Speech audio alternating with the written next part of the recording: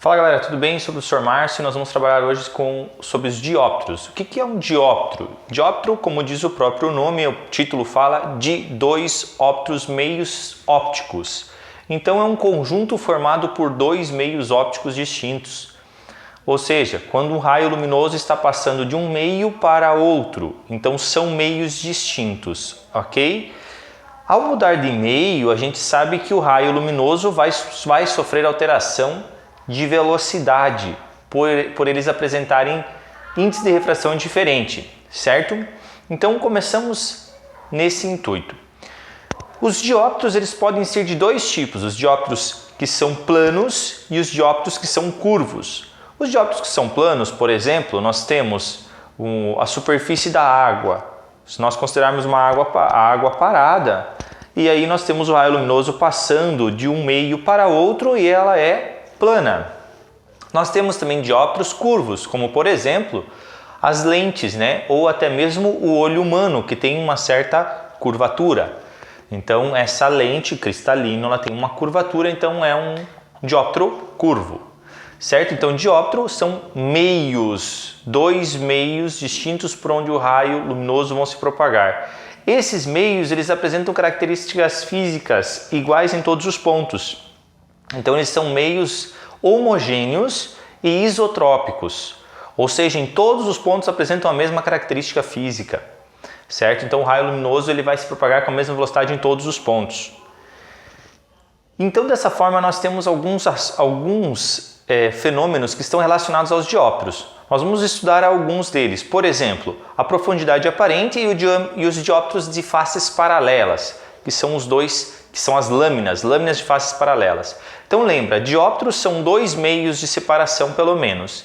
Então se nós considerarmos um peixe nadando em um fluido ou na água de preferência, então nós vamos ter uma profundidade aparente. O que significa dessa profundidade aparente? É que nós vamos enxergar, se nós estivermos fora da água, nós observadores, nós vamos observar o peixe dentro da água, mas nós não estamos vendo onde ele realmente está. Nós estamos vendo uma posição aparente dele, ok? Então vamos pensar da seguinte maneira. Nós temos aqui a água, aqui água e aqui ar. Então se eu tenho um peixe, se o peixe está aqui,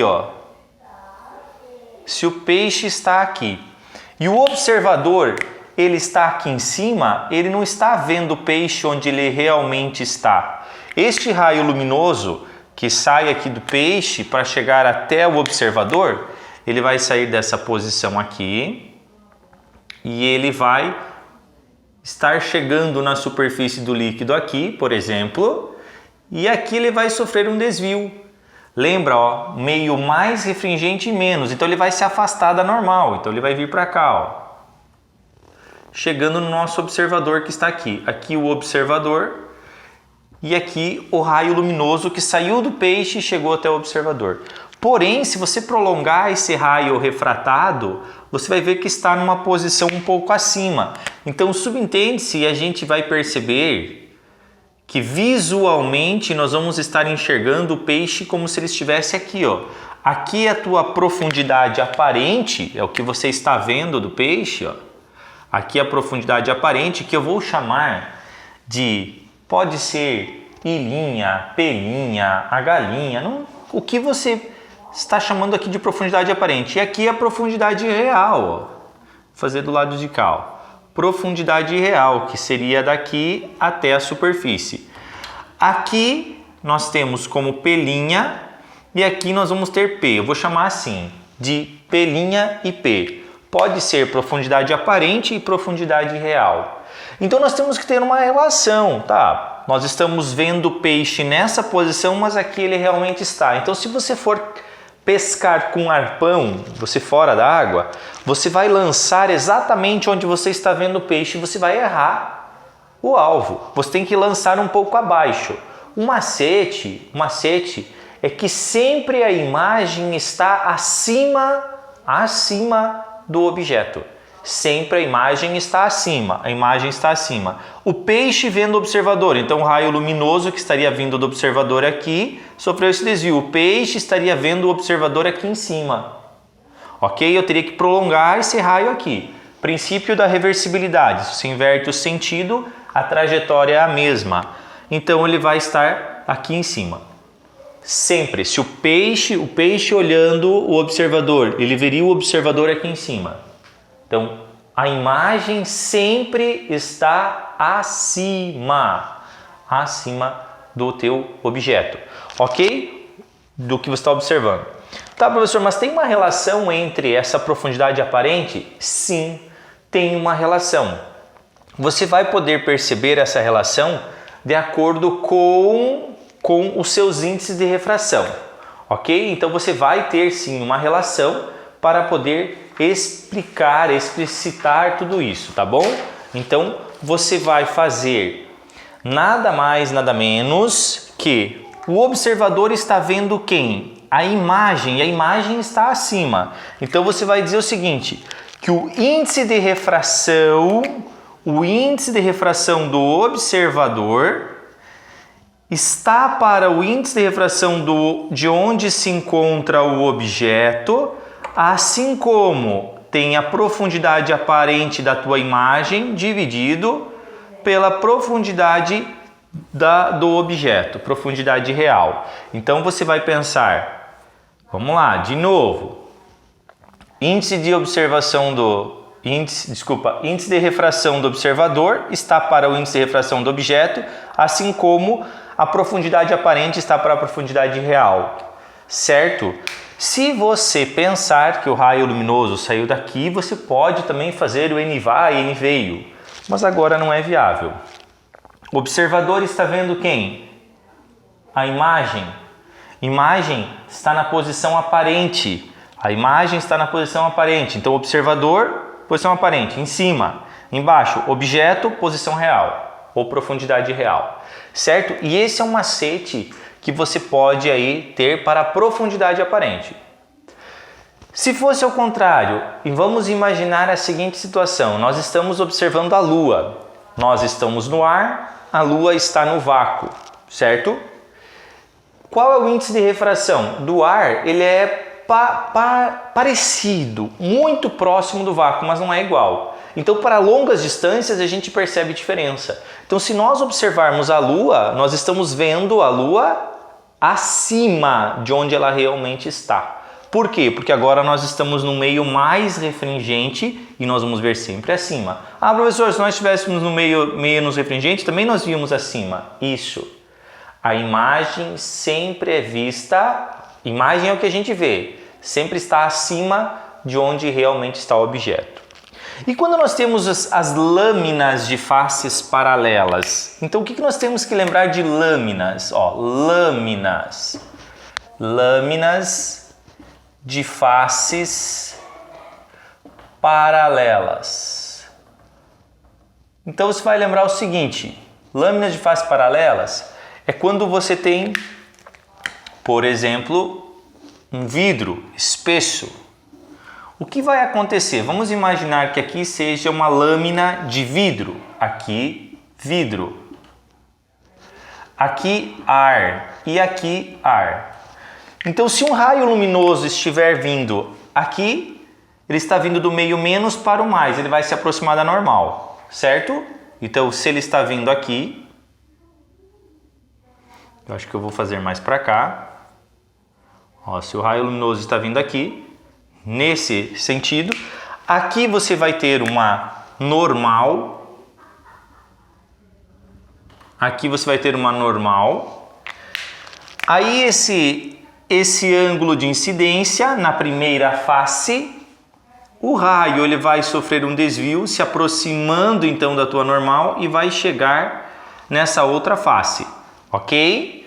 Então percebam que aqui você tem o R, ângulo de refração na primeira face. Se você observar, aqui aconteceu a mesma coisa agora. Ó. Você tem uma reta normal, só que agora o raio luminoso aqui, ele vai sofrer um desvio para fora. Ó. Então aqui, gente, toma cuidado. Ó. Toma cuidado. esse raio luminoso, ele vai ser sempre paralela à direção do raio incidente, ó. Aqui é o raio emergente.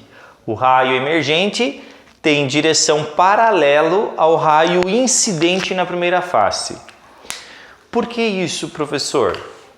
Pensa comigo. Gente, se esse raio luminoso está vindo no ar, ele encontra o vidro, ele sofre um desvio.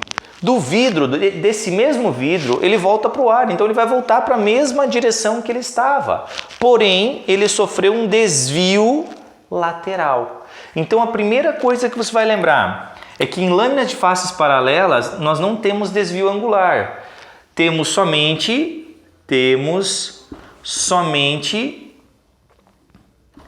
desvio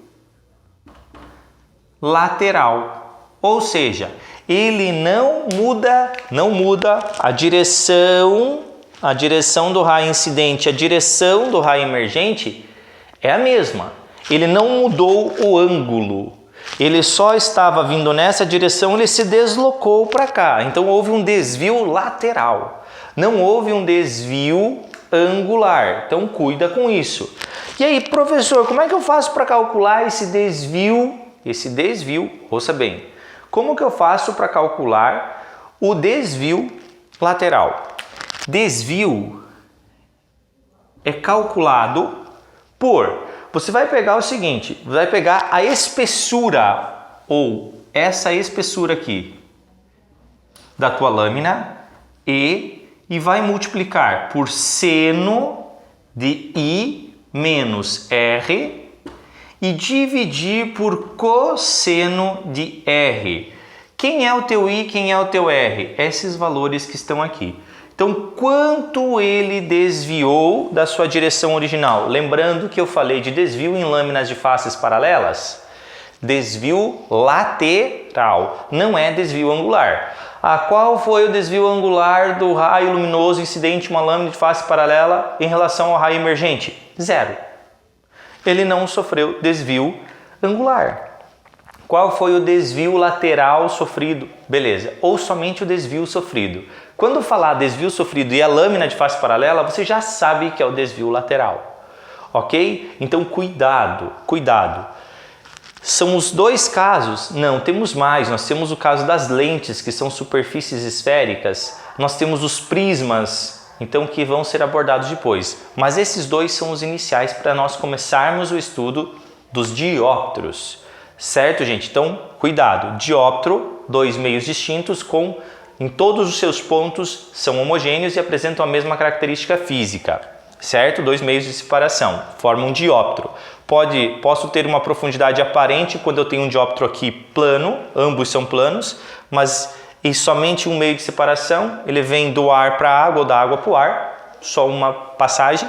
E umas lâminas de face paralelas quando eu saio do ar e volto para o ar, mas passei, por exemplo, por um vidro. Então aí nós temos uma relação muito interessante. Toda a imagem que a gente vê através de um vidro, ela não está realmente ou exatamente naquela posição que nós estamos vendo. Então ela está sempre o quê? Acima ou à frente. Então se eu estiver olhando através do vidro plano, ó, lâmina de face paralela, um vidro transparente plano, ele tem uma espessura, e eu estiver com um raio luminoso agora perpendicular, ele não está sofrendo desvio, ele não está sofrendo desvio nem lateral e nem angular, porém a imagem está sendo projetada mais para frente, ou seja, está aproximando-se do meio, ok? Da superfície de separação. Certo, gente? Então, até a próxima e fiquem bem!